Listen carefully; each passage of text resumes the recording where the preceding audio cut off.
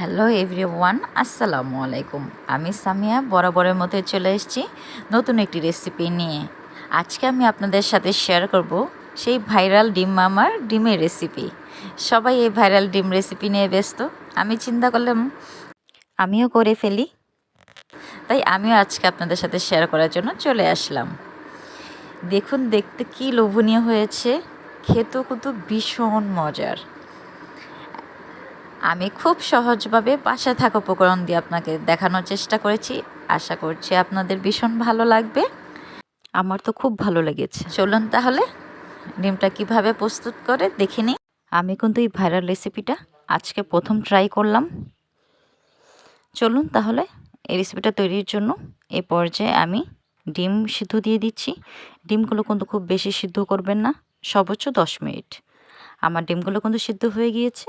এখন আমি এগুলো খুব সাবধানে তুলে নিচ্ছি। এই পর্যায়ে আমি চিকন চিকন করে শসা আর গাজর কেটে নিয়েছি।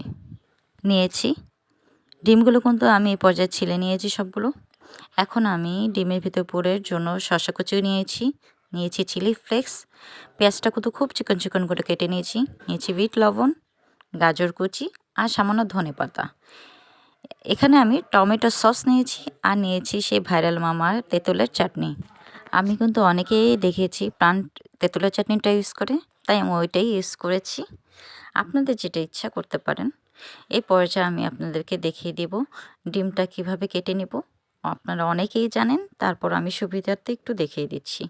এখানে কিন্তু ডিমটা একটু ডিপলি কাটতে হবে, নাহলে কিন্তু পুরটা ভিতরে যাবে না। পুরটা কিন্তু ভিতরে যত বেশি যাবে অতই কিন্তু ভালো লাগবে। দেখুন এই পর্যায়ে কিন্তু আমি সবগুলো উপকরণ খুব ভালোভাবে মেখে নেব। এখানে উপকরণগুলো মাখানোটা যত ভালো হবে টেস্টটা কিন্তু তত ভালো হবে। মাখানোর এক পর্যায়ে দেখবেন আপনি পানি বের হবে। পানিটা কিন্তু বের হলেই কিন্তু ভালো লাগবে বেশি। দেখুন আমি খুব ভালোভাবে কিন্তু সবগুলো উপকরণ ডলে ডলে মেখে নিয়েছি। এখানে কিন্তু অনেকেই কিন্তু কাসুন্দিটা ইউজ করে, কিন্তু আমার মনে হয় কাসুন্দিটা ছাড়া আমরা যে উপকরণগুলো নিয়েছি তাতেই অনেক ভালো লাগবে। এই পর্যায়ে দিয়ে দিয়েছি টমেটো সস 1 চামচ পরিমাণ মতো,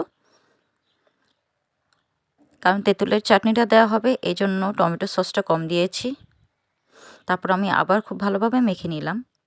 এখন আমি এই পর্যায়ে আমি ডিমের মধ্যে শসা গাজর পেস্টটা খুব সাবধানে চামচ দিয়ে চেপে চেপে ঢুকিয়ে দিব।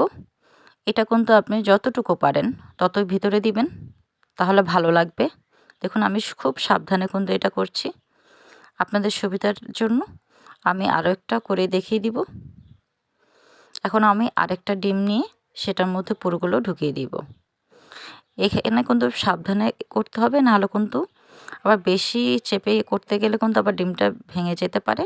সেক্ষেত্রে একটু সাবধানে করবেন। দেখুন আমার করা হয়ে গিয়েছে। এভাবে আমি সবগুলো ডিমের মধ্যে পুরোগুলো ঢুকিয়ে নেব। খুব কঠিন কিছু না, খুব সিম্পল একটা রেসিপি, খুব সহজে কিন্তু আপনারা করে নিতে পারবেন। এই যে আমি সবগুলো ডিম করে নিয়েছি। দেখুন দেখতেও কত সুন্দর লাগছে না। এই পর্যায়ে কিন্তু আমি তেঁতুলের চাটনিগুলো সবগুলো ডিমের মধ্যেই দিয়ে দিব।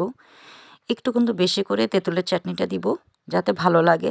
একটু ভিতর দিকেও চেষ্টা করবেন যাতে যায় চাটনিটা কিন্তু বেশি দিলে কিন্তু টেস্টটা বেশি লাগবে, তাই চাটনিটা একটু বেশিই দিবেন। এভাবে আমি সবগুলো ডিমের মধ্যে চাটনিগুলো দিয়ে দিব। খুব সিম্পল একটা রেসিপি, কিন্তু খেতে কিন্তু খুবই মজার। এই তো আমার রেডি হয়ে গেল ডিম মামার বিখ্যাত ভাইরাল ডিমের রেসিপি। খুব সহজে তৈরি করে নিয়েছি। আশা করছি আপনাদের ভালো লাগবে।